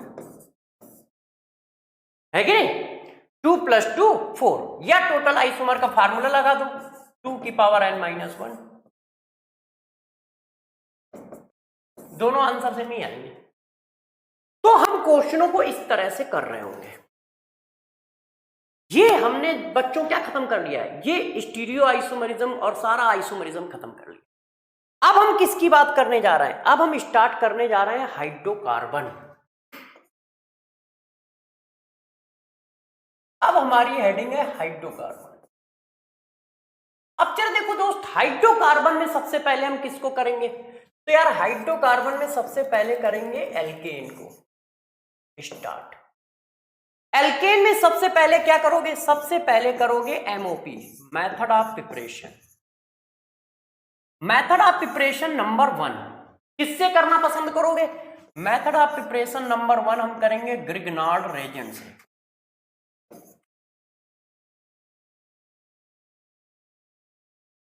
ये देखो, हम ग्रिग्नार्ड रेजेंट से बनाना पसंद करेंगे क्या, एल्कीन। कैसे बनाते हैं, क्योंकि ये रिएक्शन इंपॉर्टेंट है, ध्यान रखिए, ये खूब पूछी जाएगी पूरी ऑर्गेनिक केमिस्ट्री में, जाने कितने बार आएगी, ये बहुत सारे बार आएगी। आपको इसको कॉन्सेप्ट को अच्छे से समझना है कि मैं कॉन्सेप्ट क्या बता रहा हूं, मेथड तो बाद में बताएंगे, पहले तुम कॉन्सेप्ट पे फोकस करो।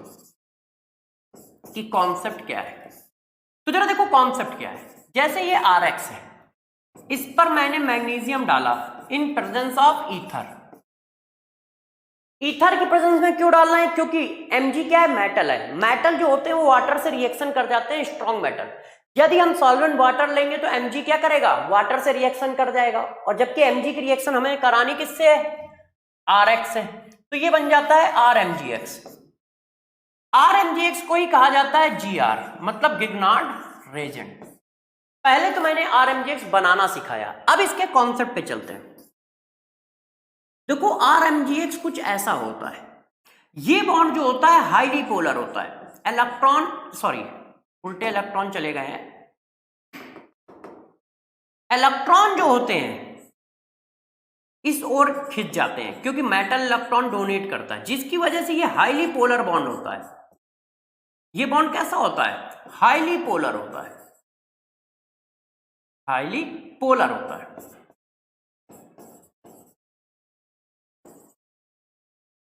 ये बॉन्ड कैसा होता है? हाईली पोलर बॉन्ड होता है। अब जब इस बॉन्ड को हाईली पोलर आप बोलते हो तो इसके पास दो कैरेक्टर आ जाते हैं। कौन कौन से दो कैरेक्टर आ जाते हैं? गौर समझिए। R पे निगेटिव है तो इसके पास एक बेस कैरेक्टर आ जाता है, और दूसरा कैरेक्टर आ जाता है न्यूक्लियोफाइल। R पे निगेटिव होने की वजह से इसके पास दो कैरेक्टर आ जाते हैं, या तो ये न्यूक्लियोफाइल की तरह काम करना पसंद करता है, या ये बेस की तरह काम करना पसंद करता है। आपको देखना है कि ये किस तरह से काम कर सकता है। ये देखो, ध्यान दीजिए, जब हमारे पास RMgX आता है तो RMgX में R के ऊपर क्या होता है? निगेटिव होता है। RMgX गिग्नार्ड रेजेंट होता है, ऑर्गेनोमेटेलिक कंपाउंड कहते हैं। ऑर्गेनोमेटेलिक कंपाउंड वो होते हैं जिसमें कार्बन का मेटल के साथ बॉन्ड हो, और कार्बन का मेटल के साथ बॉन्ड होने की वजह से ये ऑर्गेनोमेटेलिक कंपाउंड है। अब इस ऑर्गेनोमेटेलिक कंपाउंड में जरा गौर से देखो तो R के ऊपर निगेटिव है। यदि R के ऊपर निगेटिव आ गया तो ये बेस की तरह काम कर सकता है और न्यूक्लियोफाइल की तरह काम कर सकता है। गौर समझिएगा। अब बेस की तरह काम करेगा तो कैसे करेगा? तो ध्यान रखिएगा, ये वाला नेचर जो होता है डोमिनेटिंग नेचर है। सबसे पहले वो प्रीफर करता है एसिड बेस रिएक्शन करना। ये वाला नेचर कैसा है? डोमिनेटिंग नेचर है।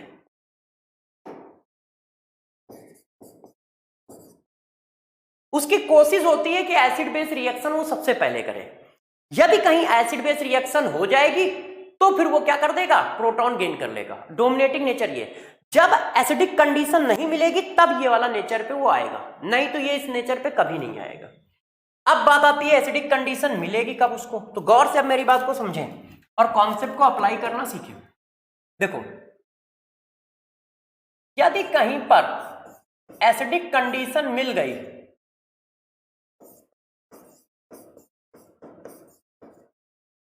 और आपने RMgS से रिएक्शन करा दी तो ये हमेशा RX बना लेगा और ETC। RX क्यों बना लेगा? क्योंकि ये काम करेगा किसकी तरह? बेस की तरह। क्योंकि बेस का डोमिनेशन होता है। Acid base reaction first reaction का एग्जांपल है। जब भी ऑर्गेनिक में कोई रिएक्शन हो रही है और यदि वहां एसिड बेस की पॉसिबिलिटी है तो सबसे पहले एसिड बेस कराओगे, उसके बाद कुछ होगा, उसके बाद कुछ होगा। तो ये देखो, अब एसिडिक कंडीशन कौन कौन सी होती हैं? तो जरा देखो, या तो डायरेक्ट एसिड से ही रिएक्शन चल रही हो। एसिड से रिएक्शन चलेगी तो तुम पकड़ ही लोगे यार, जैसे कार्बोक्सिलिक एसिड, ठीक है ना, H2SO4, तो ये सब तो तुम पकड़ लोगे। ये कंडीशन आपको ध्यान रखनी है। ऑक्सीजन से अटैच कोई भी मॉलिक्यूल है, सल्फर से अटैच हाइड्रोजन है, ठीक है, ट्रिपल बॉन्ड से अटैच हाइड्रोजन है, तो ये जो हमारे हाइड्रोजन है ये सब एक्टिव हाइड्रोजन है।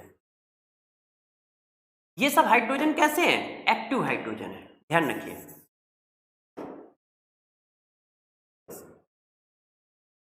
ऐसे ये सब एक्टिव हाइड्रोजन है।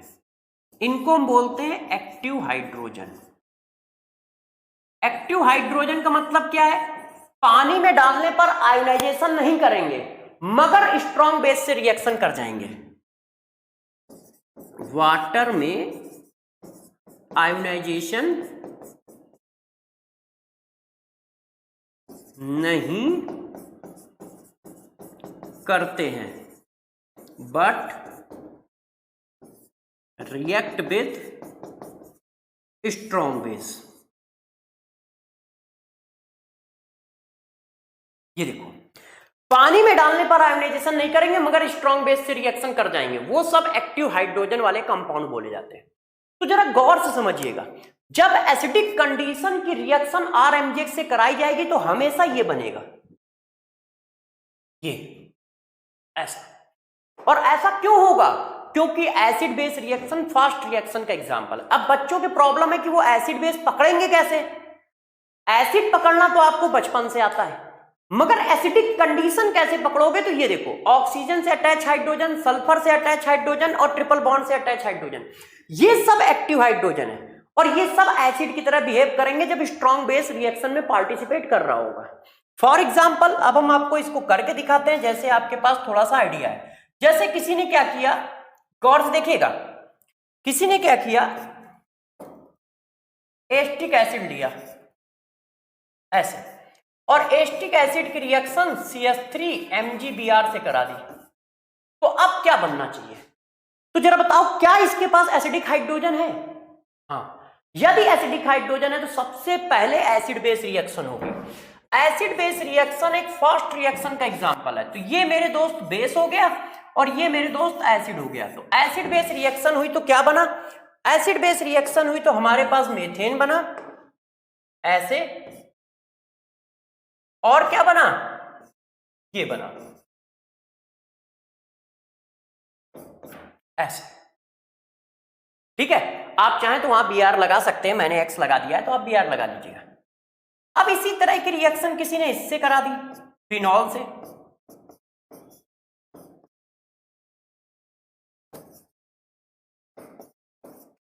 ये देखो, जब मेरे दोस्त इसकी रिएक्शन फिनॉल से करा दोगे तो क्या फिनॉल एसिडिक होता है? नहीं, मगर फिनॉल के पास O से अटैच हाइड्रोजन है। यदि किसी के पास O से अटैच हाइड्रोजन है, S से अटैच हाइड्रोजन है, ट्रिपल बॉन्ड से अटैच हाइड्रोजन है, तो एसिड बेस रिएक्शन होगी, वो क्या बना देगा? मीथेन। क्यों? क्योंकि ये पार्ट हमारा क्या है? बेस, और ये पार्ट हमारा एसिड है, तो ये प्रोटॉन गेन करेगा, इसमें कन्वर्ट हो जाएगा। बचा हुआ पार्ट यार अपने आप छाप दो, जो भी कुछ बचा हो ऐसे। ये देखो, अब इसी तरह की रिएक्शन ऐसे हो, यदि किसी ने इससे रिएक्शन करा दी तो देखिए CH3C डबल बॉन्ड CH, और मैंने रिएक्शन करा रखी है ये MgBr। अब बताओ क्या होना चाहिए? अरे मेरे दोस्त, ये हुआ बेस की तरह और ये हुआ एसिड। जब इसको प्रोटॉन मिलेगा तो ये किसमें कन्वर्ट हो जाएगा? बेंजीन में ऐसे। भाई ये पार्ट क्या है? बेस, तो ये प्रोटॉन गेन करता है, तो C6H5 प्रोटॉन गेन करेगा तो CH3 में कन्वर्ट हो जाएगा ना। ये लिखा है ना ऐसे, और जब इसको प्रोटॉन मिला तो ये C6H6 हो गया ऐसे। बचा हुआ पार्ट उसके साथ लिख दो।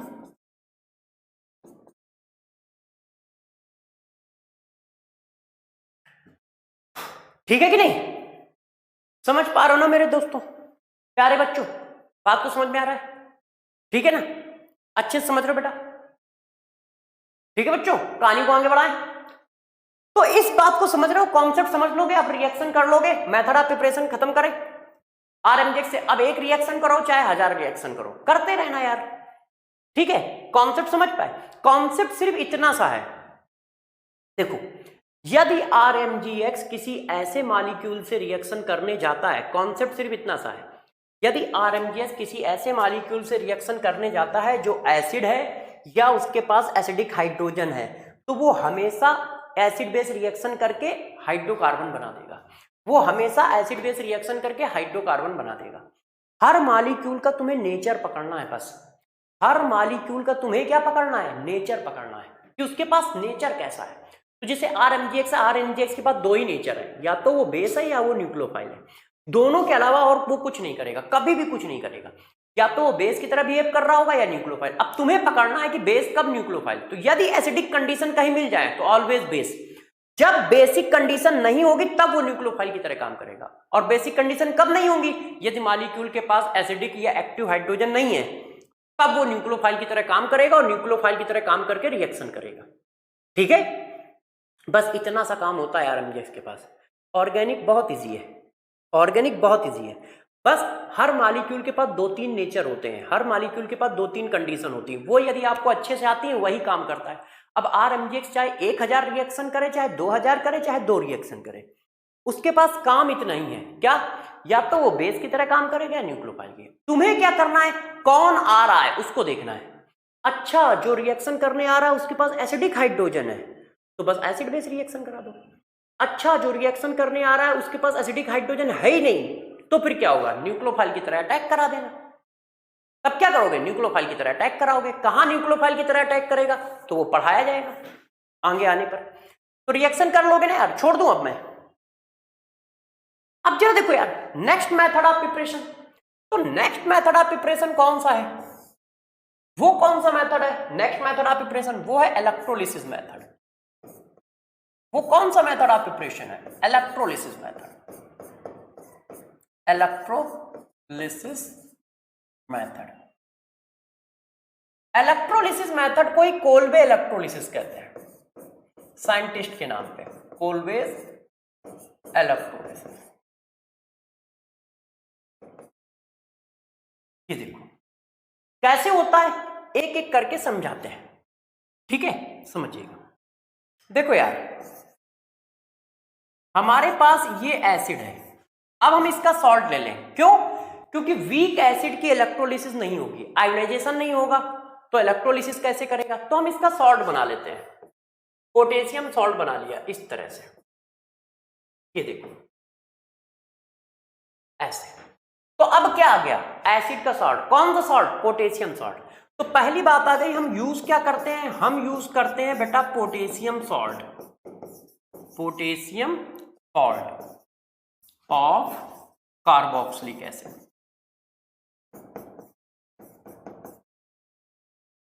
कार्बोक्सिलिक एसिड के पोटेशियम सॉल्ट यूज करते हैं, ठीक है, पहला पॉइंट तो ये होगा। अब हम इलेक्ट्रोलिसिस कैसे करते हैं, तो जरा देखो, हम इस तरह से कुछ करते हैं जैसे आपने इलेक्ट्रोकेमिस्ट्री में पढ़ा था ना। देखो ये हमारा कंटेनर है ऐसे, इसमें हमने एक इलेक्ट्रोड ले लिया इस तरह से, एक इलेक्ट्रोड ले लिया इस तरह से, और इसमें मैंने भर क्या दिया, इलेक्ट्रोलाइट इस तरह से।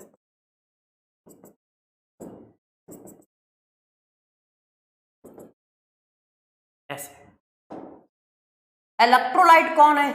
CH3COOK, ठीक है, CH3COOK।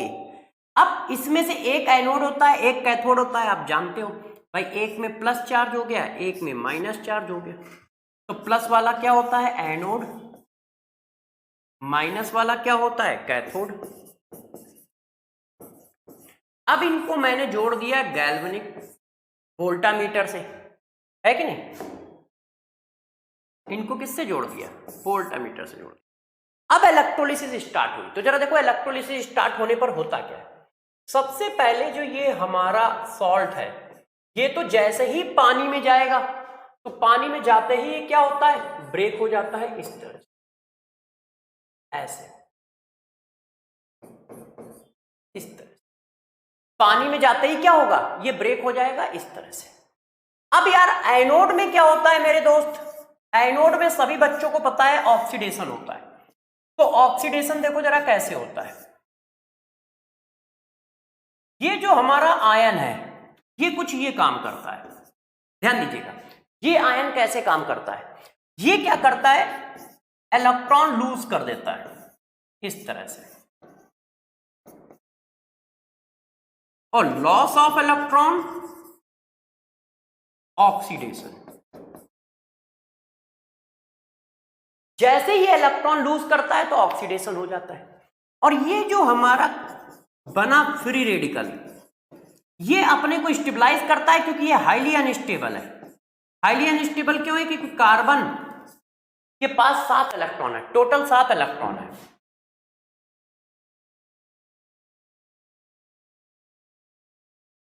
सात इलेक्ट्रॉन होने की वजह से ये ऐसे आता है और ये ऐसे, और इसका एक इलेक्ट्रॉन ऐसे, तो ये कन्वर्ट हो जाता है R और ये कन्वर्ट हुआ CO2 में, ऐसे। अब ये R फ्री रेडिकल किसी दूसरे R फ्री रेडिकल से कंबाइंड हो जाता है और बना देता है RR, मतलब एल्केन। और एल्केन भी क्या है? गैस। C1 से C4 तक गैस होती है, ऐसे। और ये सारा काम एनोड में हो रहा होता है, सारा काम एनोड में हो रहा है। इसका मतलब क्या है? एनोड में कार्बन डाइऑक्साइड भी निकल रही है, एनोड में हाइड्रोकार्बन गैस भी निकल रही है, दोनों गैस ही तो है। एनोड में कार्बन डाइऑक्साइड भी निकल रही है, एनोड में क्या हो रहा है? हाइड्रोकार्बन भी निकल रहा है, ऐसे। अब जरा देखो यार, कैथोड में क्या होना है? तुम सब लोग समझ ही गए होगे कैथोड में क्या होगा? रिडक्शन। अब रिडक्शन किसका होगा? कैटायन कौन कौन है? सोडियम आयन और H आयन। हम दोनों में से सब जानते हैं कि रिडक्शन कैटायन सोडियम आयन का नहीं हो सकता है। क्यों? इलेक्ट्रोकेमिस्ट्री में पीछे पढ़ा चुका हूं। जो सीरीज में नीचे होता है उसका रिडक्शन होता है। सीरीज में नीचे कौन है? H ion. तो भैया H आयन का रिडक्शन करा दो। H आयन क्या करेगा? 2 इलेक्ट्रॉन गेन करके हाइड्रोजन गैस निकाल देगा। Na और O मिलके क्या बना लेंगे? NaOH, ऐसे। तो कैथोड में कौन है? Hydrogen gas. तो जरा देखो, किसी ने पूछा एनोड में कौन सी गैस रिलीज होती है? इलेक्ट्रोलिसिस करने में एनोड में कौन सी गैस रिलीज होती है? तो पहली गैस कार्बन डाइऑक्साइड, दूसरी गैस RR एल्केन। एल्केन भी गैस है। कैथोड में कौन सी गैस रिलीज होती है? तो कैथोड में गैस रिलीज होती है हाइड्रोजन, ऐसे। अब पूरी रिएक्शन कैसे लिखोगे? पूरी रिएक्शन मेरे दोस्त बस ऐसे लिखनी है। इसकी इलेक्ट्रोलिसिस कराइए,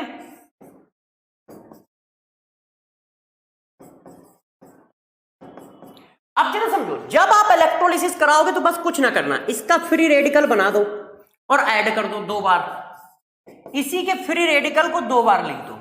ये कार्बन डाइऑक्साइड, ये हाइड्रोजन, ये NaOH, ऐसे। देखो ये हो गया हमारा एल्केन, 2 बार करना है, बस 2 बार। ये कार्बन डाइऑक्साइड और यहां से हाइड्रोजन, ऐसे। ये वाला पूरा पार्ट एनोड है, ध्यान रखना। यहां से जो कुछ भी रिलीज हो रहा है ये एनोड है, और ये वाला पूरा पार्ट अपना कैथोड है। ये देखो, तो एल्केन 2 R कर दिए ज्वाइंट, कार्बन डाइऑक्साइड निकाल दी, इससे हाइड्रोजन निकाल दी, बचा क्या? K और OH। तो KOH बनाना यार, ये Na कहां से आ जाएगा? है ना बच्चों, यहां पर भी Na नहीं आएगा। जब Na है ही नहीं तो आएगा कैसे? वो मैंने ध्यान नहीं दिया होगा, पीछे से चला ना। तो यार क्या आ जाएगा? KOH, ऐसा। और मॉलिक्यूल क्या करेगा? इस तरह से रिएक्शन करेगा। तो बात समझ रहे हो क्या होगा? क्या करोगे? इसको एल्केन में कन्वर्ट, ये कार्बन डाइऑक्साइड, ये हाइड्रोजन, ये वाला पार्ट जो भी कुछ है एनोड, ये वाला पार्ट क्या है? कैथोड, ऐसे। फॉर एग्जाम्पल, एक और एग्जाम्पल चिपकाते हैं तो आपको थोड़ा सा आइडिया होगा। जैसे मेरे से किसी ने कहा कि यार बताओ इसका प्रोडक्ट क्या है इलेक्ट्रोलिसिस करने पे, इसकी इलेक्ट्रोलिसिस करने पे प्रोडक्ट बताओ। यदि इसकी इलेक्ट्रोलिसिस की जाए तो क्या प्रोडक्ट बनेगा? तो देखो, इसके 2 पार्ट कर दो, ये क्या हो गया? एल्केन। इसको निकाल दिया, कार्बन डाइऑक्साइड। ये सब कहां है? एनोड में। इधर से जो कुछ भी निकल रहा है वो सब एनोड में। कभी कभी बच्चे ये भूल जाते हैं कि एनोड में क्या हो रहा है, तो आपको बस मैं इतना बता देता हूं कि जो एल्काइल राइड, जो एसिड साइड में हो रहा है वो सब एनोड का है। इसको डबल कर दिया, कार्बन डाइऑक्साइड निकाल दिया, ये एनोड है। अब जो वाटर से निकलता है वो कैथोड है। ये गैस, ये गैस, ये गैस, तो ये कैथोड है और वो एनोड है। प्रोडक्ट क्या है? ये। अब जरा इस चीज को देख के एक आप बात समझो। पहला पॉइंट नंबर, क्या इस मेथड से तुम मेथेन बना सकते हो? एक कार्बन, भैया 2 कार्बन तो बार बार जुड़ते हैं और किसी भी एसिड में 1 कार्बन तो होगा ही होगा। तो इसका मतलब क्या है? मेथेन नहीं फॉर्म कर सकते, मेथेन फॉर्म नहीं होगा, फॉर्म नहीं होगा। किससे? कोल्बे मेथड से, कोल्बेज मेथड से। क्यों नहीं होगा? क्योंकि बार बार रिएक्शन में 2 कार्बन ऐड होते हैं, और जब 2 कार्बन ऐड होंगे तो एक कार्बन तो कम से कम लो गई, एक ऐड हो गया तो कितने हो गए? 2। तो एक कार्बन वाला मीथेन कैसे बनेगा? तो पहली बात, इस मेथड से आप मीथेन नहीं बना सकते। इस मेथड से क्या नहीं बना सकते? मीथेन नहीं बना सकते। ठीक है। दूसरी बात, टर्सरी एल्केन भी नहीं बना सकते। टर्सरी एल्केन की जगह वो एल्कीन बन जाता है, एलिमिनेशन कर देता है, ध्यान रखिएगा। टर्सरी एल्केन भी नहीं बना सकते इस तरह से। ना तो तुम मेथेन बना सकते हो, ना क्या बना सकते हो, लिमिटेशन लिख देता हूं, जैसे तुम्हें याद रहे कि ये करना क्या है। ना तो मेरे दोस्त हम मेथेन बना पाते हैं, ना हम बना पाते हैं क्या, टर्सरी। और क्या नहीं बना पाते हैं, जरा गौर समझिए। हम जनरली इसको यूज करते हैं अनसिमेट्रिकल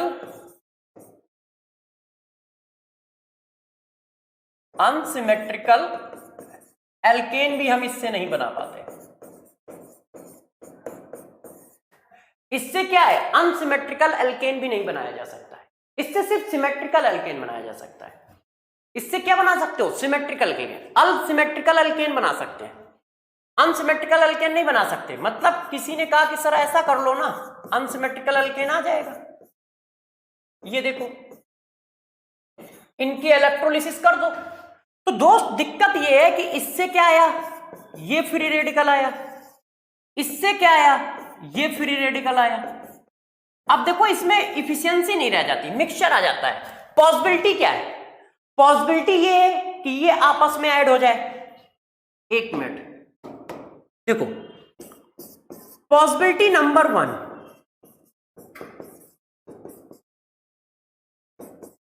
नंबर 2 और नंबर 3। एक पॉसिबिलिटी है कि यार मिथाइल फ्री रेडिकल से ऐड हो जाए, तो क्या बना देगा, C2H6। तो एक आंसर तो ये आ गया। एक ऐसा तो भी पॉसिबल है कि इथाइल फ्री रेडिकल से ऐड हो जाए, तो क्या बना देगा, ब्यूटेन। तो यार एक आंसर ये भी आ जाएगा। हम हाइड्रोकार्बन का मिक्सचर थोड़ी बना रहे हैं। एक पॉसिबिलिटी ये है कि मिथाइल फ्री रेडिकल इस फ्री रेडिकल से कंबाइंड हो जाए, तो क्या बना देगा, प्रोपेन। ये देखो, अभी भी एक पॉसिबिलिटी है, फ्री रेडिकल सेल्फ में एलिमिनेशन भी करते हैं। तो पॉसिबिलिटी नंबर 4 कि ये जो फ्री रेडिकल है, डरना नहीं, इस फ्री रेडिकल के साथ रिडॉक्स रिएक्शन कर ले। कैसे, जरा देखो, इसने अपना फ्री रेडिकल इसको दे दिया और एक इलेक्ट्रॉन इसको दे दिया, तो ये क्या हो जाएगा, एथेन और प्लस ये देखो ऐसे। तो एक आंसर और आ गया, C2H5। अब मेरे दोस्त देखो जरा, मिक्सचर ऑफ हाइड्रोकार्बन आ गए, और हाइड्रोकार्बन का सेपरेशन करना सबसे टफ है, क्योंकि उनके बॉइलिंग पॉइंट लगभग सेम होते हैं। तो इसी वजह से अनसिमेट्रिकल एल्केन नहीं बनाए जा सकते। इससे सिमेट्रिकल एल्केन बनाने का मेथड है ये। तो क्या है, मेथेन नहीं बनाया जा सकता है, टर्सरी नहीं बनाया जा सकता है क्योंकि एलिमिनेशन कर लेता है, अनसिमेट्रिकल एल्केन नहीं बनाए जा सकते हैं, अनसिमेट्रिकल एल्केन नहीं बनाए जा सकते हैं, सिर्फ सिमेट्रिकल एल्केन बनाए जा सकते हैं। अनसिमेट्रिकल एल्केन बनाने पर इतनी पॉसिबिलिटी है और इतना बड़ा मिक्सचर मिलता है। ठीक है, और बात क्या है, और बता देते हैं। यदि हम एल्कीन का फॉर्मेशन करना चाहते हैं तो इससे हम एल्कीन का भी फॉर्मेशन कर सकते हैं। बस आपको क्या करना है, इस तरह का एसिड ले लेना है। जब तुम इस तरह का एसिड ले लोगे मेरे दोस्त और इलेक्ट्रोलिसिस करोगे तो एल्कीन बन जाएगा। मैं एल्कीन और एल्काइन तीनों यहीं पे बना देता हूं, जैसे वहां ना पढ़ाना पड़े। अब क्या हुआ, इसका क्या बनता था, फ्री रेडिकल, तो यार इसका फ्री रेडिकल ऐसे बन जाएगा ऐसे, और फिर ये दोनों मिलके क्या बना लेंगे, डबल बॉन्ड। ये देखो एल्कीन आ गया। ठीक है, एल्कीन कहां रिलीज होगा, तो जरा बताओ ये कहां होता था, इसका सारा काम एनोड पे होता था, तो एल्कीन भी कहां रिलीज होगा, एनोड पे होगा। एल्कीन भी गैस होता है, ध्यान रखना। कार्बन डाइऑक्साइड एनोड पे, हाइड्रोजन कैथोड पे और KOH कैथोड पे, तो ये कैथोड हो जाएगा। बस ऐसे। यदि किसी को एल्काइन बनाना हो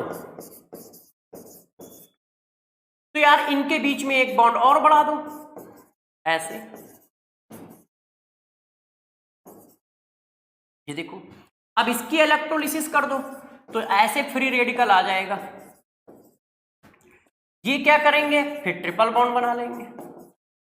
ये गैस कहां निकलेगी, एनोड पे।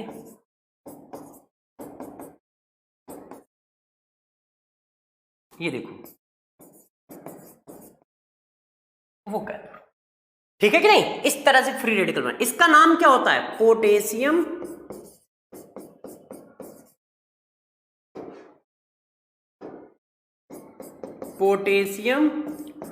Fumarate rate. ये जो होता है ट्रांस फॉर्म होता है। देखो इसके दो फॉर्म होते हैं, उसमें से हम ट्रांस वाला यूज करते हैं, ये वाला, ये इसको कहते हैं फ्यूमेरिक एसिड। फ्यूमेरिक एसिड, इसी का हम सोडियम साल्ट यूज करते हैं। तो ध्यान रखना ये ट्रांस फॉर्म होता है। सिस फॉर्म फ्लो रिएक्शन करता है हाइड्रोजन बॉन्डिंग की वजह से।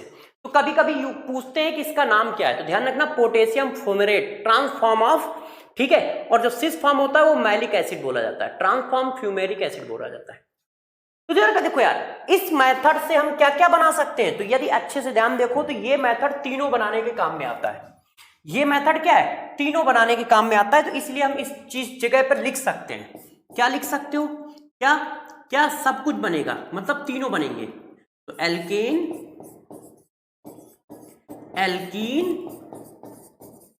And alkyne all form by Kolbe's method. इससे क्या है, तीनों चीजें फॉर्म हो सकती है। एल्केन भी फॉर्म हो सकता है, एल्कीन भी फॉर्म हो सकता है, एल्काइन भी फॉर्म हो सकता है।